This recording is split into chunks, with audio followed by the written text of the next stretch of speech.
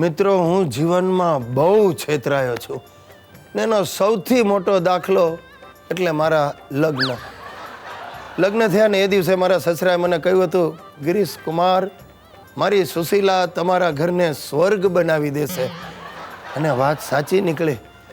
સુશીલા ઘરને સ્વર્ગ બનાવશે અને મને સ્વર્ગવાસી બનાવશે. અરે રોજ કાંઈક ને કાંઈક નવા ઉધામાં કરતી હોય. હમણાં 2 દિવસથી મને જે હેરાન કરે છે, રાત પડે ને જરા મારી આંખ મીચાય એટલે કાન પાસે ઉધરસ ખાય. અને હું પાછા પડકા બદલું, પાછી થોડી મારું મગજ ગયું. મેં કહ્યું, સુશીલા જરા સાવચેત થજો. આ જેમ જેમ બૈરાઓની ઉંમર વધતી જાય ને એમાં ઉધરસ વધતી જાય. બસ બીજા દિવસથી ખાસવાનું બંધ.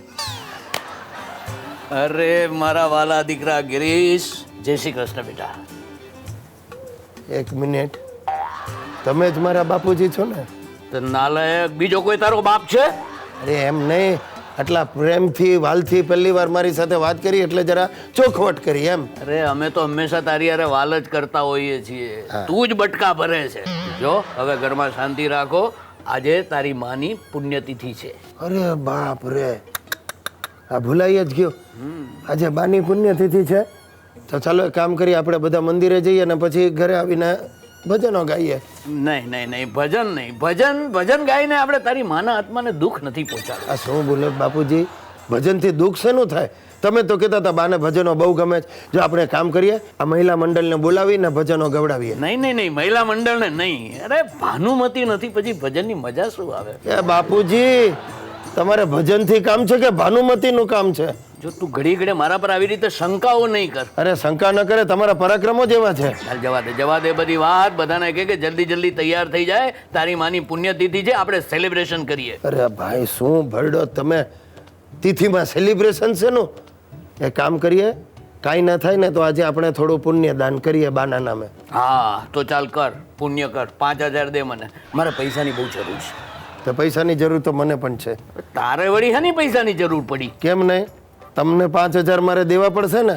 કપાતર છે કપાતર. મને સમજાતું નથી કે હું ગુજરી જઈશ ત્યારે તું શું કરીશ. એકવાર ગુજરી તો જુઓ, પછી જુઓ કેવી ધામધૂમ કરું છું. હા સાહેબો, મને ખાતરી છે કે મારો સાળો શંભુ મને બાવો બનાવી દેશે.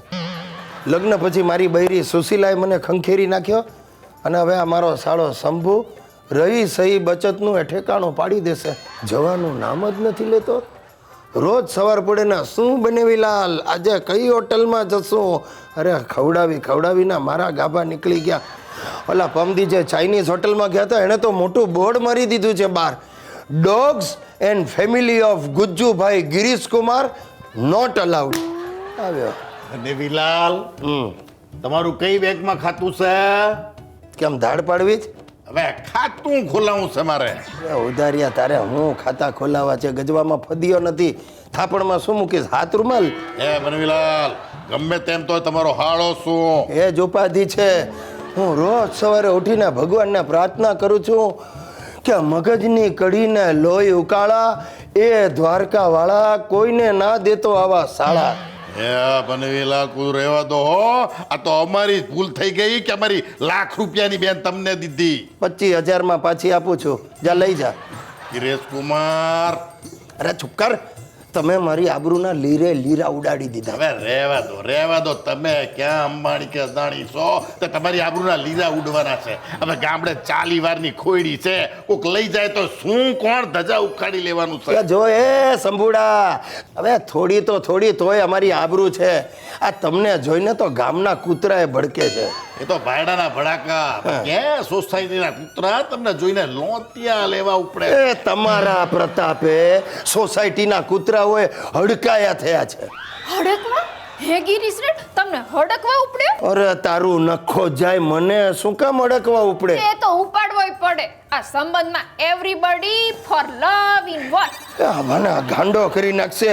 Everybody for love, everything is fair in love and war.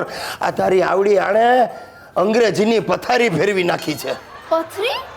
હાય બનેવીર તમને પથરી થઈ છે? એ મારી માં છે ને મસ્ત મજાનો કાઢો બનાવે છે. એ 15 દાડા હળંગ લેશો ને સાપ. આ સાફ જ કરી નાખશો તમે બંને મળીને મને. હું ત્રાસી ગયો છું. તમને કહી દઉં છું, આજે ને આજે મારું ઘર છોડીને જાઓ. આ મારો ઓર્ડર છે. શું? એટલે તમે રિક્વેસ્ટ સમજીને સાંભળી લ્યો.